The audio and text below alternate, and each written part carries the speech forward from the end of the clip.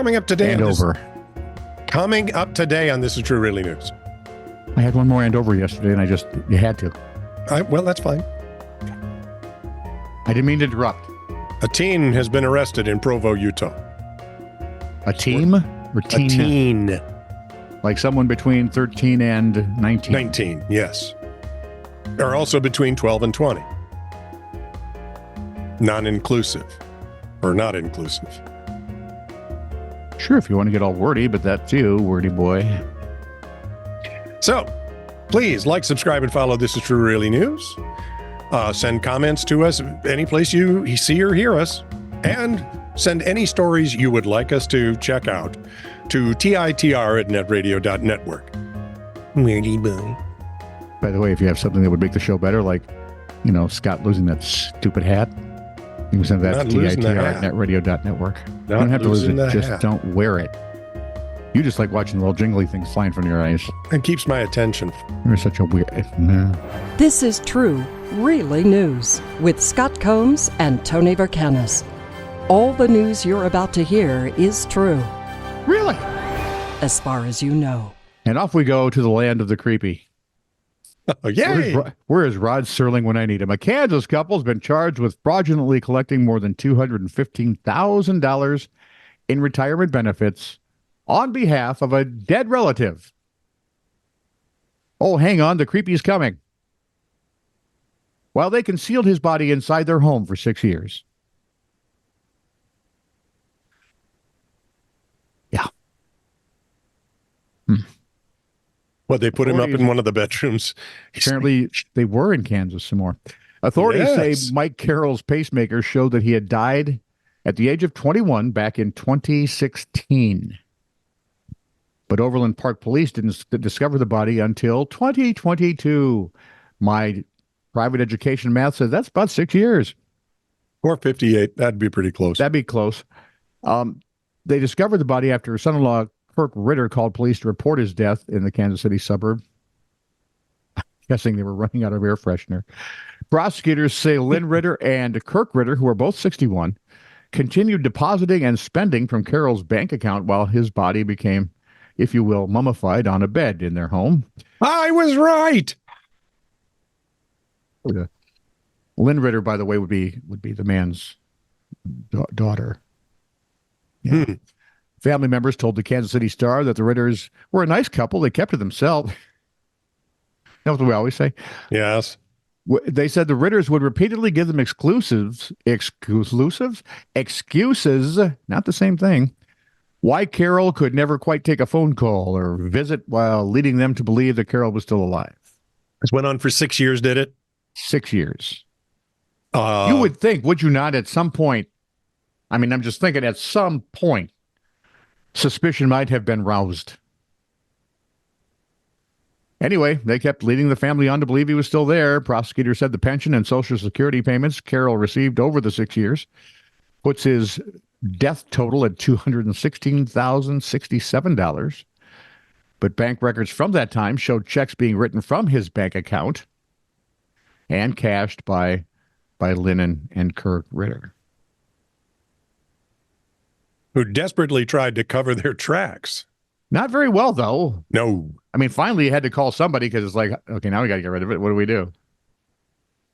I mean, sooner or later, an 81-year-old is going to die. Yep.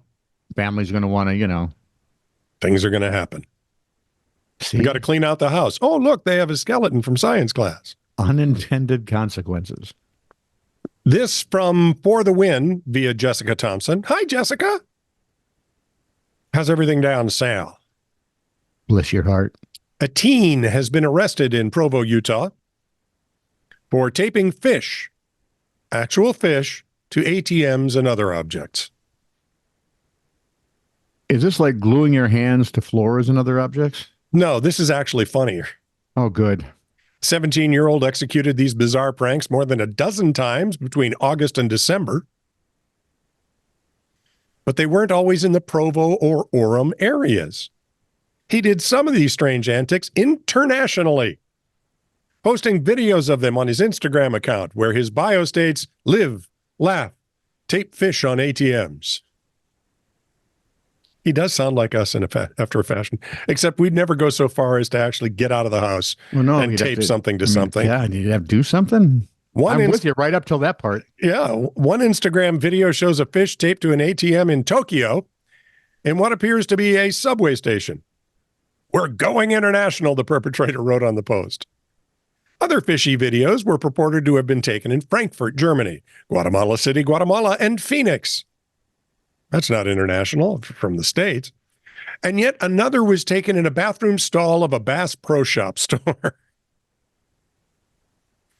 He used a variety of fish. Well, good. You don't want to get typecast. Such as trout, bluegill, bass, catfish, carp, and crappie.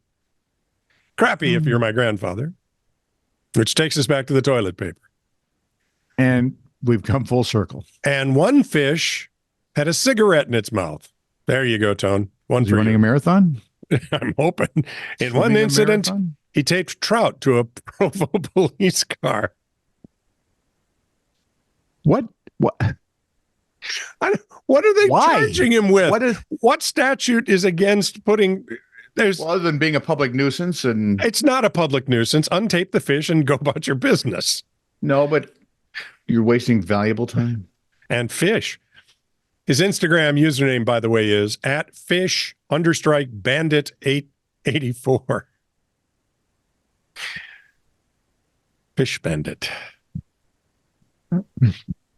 Maybe he's just trying to feed the homeless. By taping fish to things. Well, sure. They're out and about. In a Tokyo bathroom. I love that. At a Bass Pro Shop. I'm hoping it was a bass. Okay, if it's not public nuisance, what else could it be?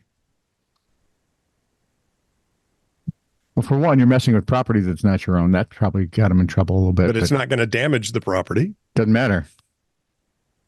You come to my house and paint something on it or do no. What, tape a fish? The remedy's simple. Untape the fish. I can see them maybe giving him a ticket for a misdemeanor. And they can't punish him for what he did in Tokyo and Germany. Nope, but they can extradite him. Wow, free trip to Europe and Japan. I'm really going. Do you want to be in a European or Asian jail cell at all for any reason? The Europeans wouldn't put him in a jail cell. That's true. They'd probably put him up at the Holiday Inn. Yeah. The Radisson. The Hilton. Woo. 51-year-old Tim Shattuck is an Australian sailor mate. He's from Sydney. His dog Bella became stranded in the Pacific Ocean.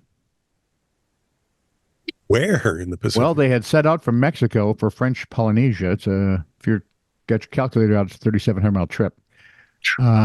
They set sail in April. The boat became damaged in storms, according to the BBC, and Shattuck drifted until mid-July. Ooh. When a helicopter spotted him. Do you know what the odds are, really?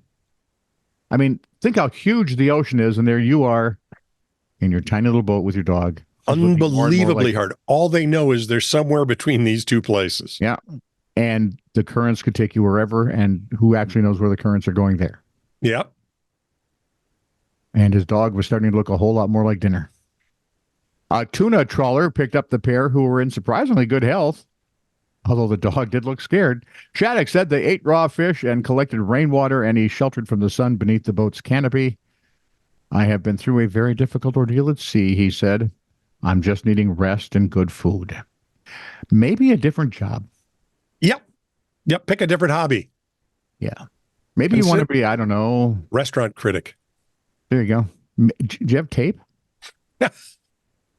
From the BBC. An inspector who sold his police trousers for £4 online and has had his rank reduced after being found guilty of gross misconduct at a hearing.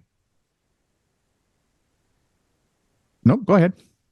Owen Hurley of Herefordshire Police admitted he sold the item on Vinted, a secondhand selling app. He told the misconduct hearing the trousers had been in his wardrobe at home for a long time, and he wanted to make space after redecorating. Mr. Hurley was reduced to the rank of sergeant effective immediately.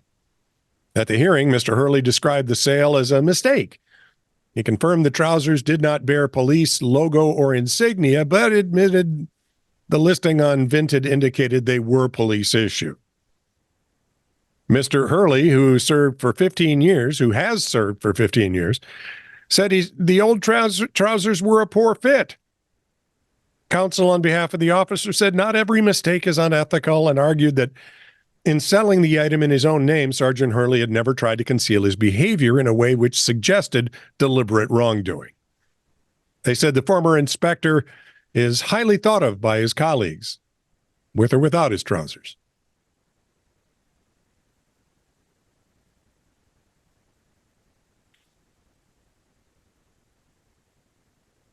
I can't say pants because that means underwear.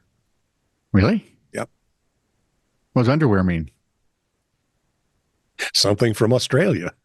In Glastonbury, Connecticut. Thank you for asking, by the way. Yeah. You would think after all these years I'd learn, but no, apparently I'm a very slow study. Mm-hmm. Glastonbury, Connecticut, 11 boats took... I've got a sea thing going here. Oh, good. 11 boats took off from the Seaboard Marina July 12. Yar! Making that with the... 11 boats took off from the Seaboard Marina on July 12th. Make that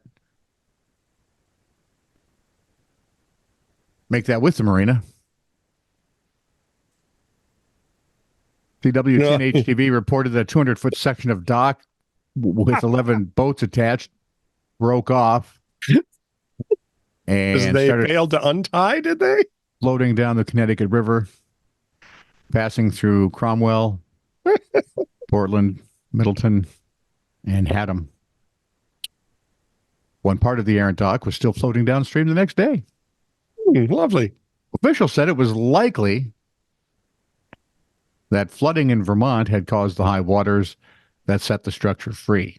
There was, I'm guessing, no one manning the boats. They all just drifted off. Yeah. Wow. Terry Charton of Middleton said he got a call that my boat was floating down the river. It ended up all the way down in Chester. Chester was heard to say, Marshall Dillon. Get this off of me. Boy. You can Google that. Eventually, all but one of the boats was recovered. Where'd the one boat go? It's looking for a new dock. He and two hunks of the dock decided, come on, we can make a break from here. Let's go see if we can find that idiot with his dog. This is true, really news. Send email to TITR@netradio.network.